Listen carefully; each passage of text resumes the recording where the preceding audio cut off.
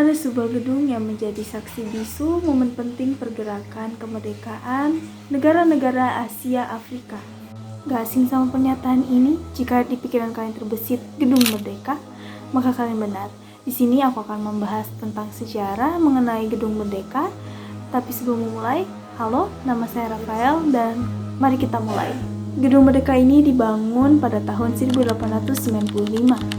Pada awalnya gedung ini bukanlah bernama Gedung Merdeka, melainkan Gedung Société Concordia.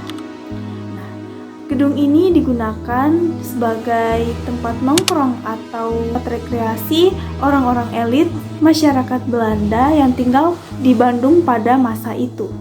Pada malam hari, tepatnya di hari libur, biasanya banyak pengunjung yang berdatangan untuk sekedar menonton ataupun makan malam.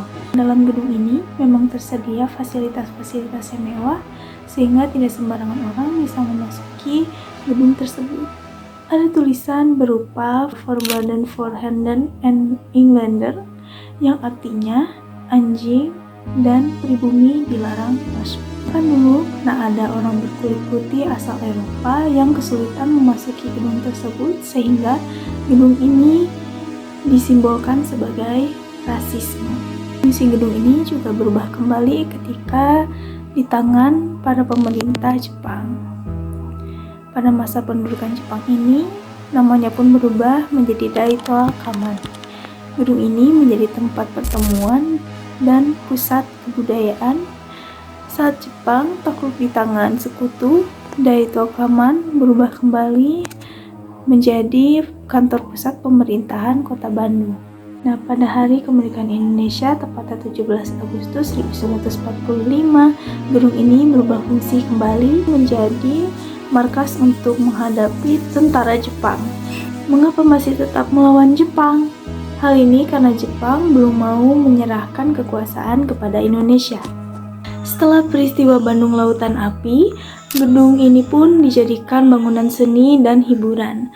Nah, tapi pada saat itu, setelah pemerintahan Indonesia pada tahun 1946 sampai 1950, gedung ini digunakan sebagai gedung temuan umum. Pada masa keputusan pemerintahan Republik Indonesia, mereka memutuskan Bandung sebagai tempat konferensi Asia Afrika atau yang disingkat sebagai KAA. Nah, untuk informasi, KAA ini adalah momen penting dalam global karena memprovokasi gerakan non-blok dan solidaritas antara negara-negara yang berkembang. Nah, pemerintah Republik Indonesia ini memutuskan gedung ini untuk menjadi tempat konferensi. Pada saat itu barulah nama gedung ini berubah menjadi Gedung Merdeka. Tepatnya itu adalah pada tanggal 7 April 1955, Presiden Soekarno mengganti nama gedung ini menjadi Gedung Merdeka dan juga mengubah nama Jalan Pos menjadi Jalan Asia Afrika. Nah, pada saat itu Gedung Merdeka memiliki lokasi yang sangat strategis, sehingga pada tahun 1955 ini gedung ini dipugar disesuaikan dengan kebutuhan konferensi bertaraf internasional. Setelah Konstituante Republik Indonesia ini mulai terbentuk, Gedung Merdeka menjadi gedung konstituante sebagai hasil pemilihan umum tahun 1955. Nah, Gedung Merdeka kemudian menjadi tempat kegiatan Badan Perancang Nasional, lalu menjadi Gedung Majelis Permusyawarahan Rakyat Sementara atau yang disingkat sebagai MPRS yang terbentuk pada tahun 1960.